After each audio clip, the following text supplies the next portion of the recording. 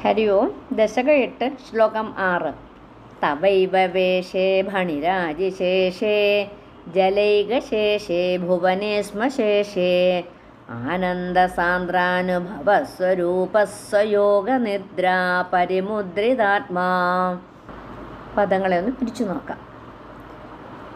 തവൈവ തവ ഏവ വേഷേ ഭണിരാജി ശേഷേ ജലൈകശേഷേ ജല ഏകശേഷേ ഭുവനേ സ്മശേഷേ ജലൈകശേഷേ ഭുവനേ സ്മശേഷേ ആനന്ദ സാന്ദ്ര അനുഭവ സ്വരൂപഃ സാന്ദ്രാനുഭവസ്വരൂപഃ സ്വയോഗനിദ്രാ പരിമുദ്രിത ആത്മാ സ്വയോഗനിദ്രാ പരിമുദ്രിതാത്മാ. അവിടെ പുസ്തകത്തിൽ തന്നെ പിരിച്ച് സ്വരൂപഃ എന്ന് കൊടുത്തിട്ടുണ്ട്. അവിടെ ഒന്നിയിലോ ആനന്ദ സാന്ദ്രാനുഭവ സ്വരൂപഃ എന്നെടുത്തിട്ട് സ്വയോഗനിദ്രാ പരിമുദ്രിതാത്മാ എന്നെടുക്കുക. അല്ലെങ്കിൽ ആനന്ദ സാന്ദ്രാനുഭവ സ്വരൂപ സ്വയോഗനിദ്രാ പരിമുദ്രിതാത്മാ എന്ന് ഒരുമിച്ചെടുക്കുക. അപ്പം അവിടെ അസ ഇരട്ടിക്കണം.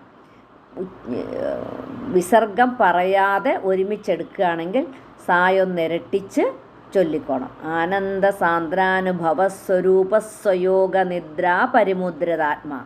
അല്ലെങ്കിൽ ആനന്ദ സാന്ദ്രാനുഭവ സ്വരൂപഃ സ്വയോഗനിദ്രാ പരിമുദ്രിതാത്മാ. രണ്ടും ശരിയാണ്. എങ്ങനെ എടുത്താലും തെറ്റില്ല. തവൈവ വേഷേ ഭണിരാജിശേഷേ ജലൈകശേഷേ ഭുവനേ സ്മശേഷേ ആനന്ദസാന്ദ്രാനുഭവ സ്വരൂപ സ്വയോഗനിദ്രാ പരിമുദ്രിതാത്മാ. ശ്ലോകം 6 അന്വയവും അർത്ഥവും നോക്കാം. ഭുവനേ ജലൈകശേഷേ.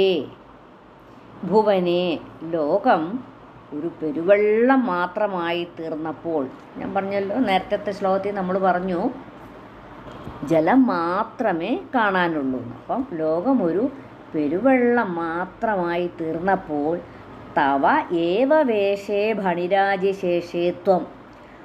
തവ ഏവ വേഷേ നിന്തിരുവടിയുടെ തന്നെ ആ രൂപാന്തരവും നാഗരാജാവുമായ ശേഷനിൽ അവിടുന്ന്. അപ്പോൾ ഭഗവാൻ ആ നാഗരാജാവിൻ്റെ പുറത്ത് ആനന്ദസാന്ദ്രാനുഭവ സ്വരൂപഃ ആനന്ദഘനാനുഭൂതി രൂപനായി എന്ന് വെച്ചാൽ ആനന്ദസാന്ദ്രാനുഭവ സ്വരൂപഃ. ആ സ്വരൂപം ആനന്ദത്തിൻ്റെ സ്വരൂപമായിരുന്നു നമുക്ക് കാണാൻ പറ്റുന്നത്. സ്വയോഗനിദ്ര പരിമുദ്രിതാത്മാ ശേഷേ സ്മ. അപ്പം സ്വയോഗനിദ്ര തൻ്റെ തന്നെ ആ യോഗനിദ്രയാൽ ലാഞ്ചിതനായി പള്ളിക്കുറുപ്പ് കൊണ്ടുപോലും. അതാണ് ആ സ്വയോഗനിദ്ര പരിമുദ്രിതാത്മാ ശേഷേ സ്മ.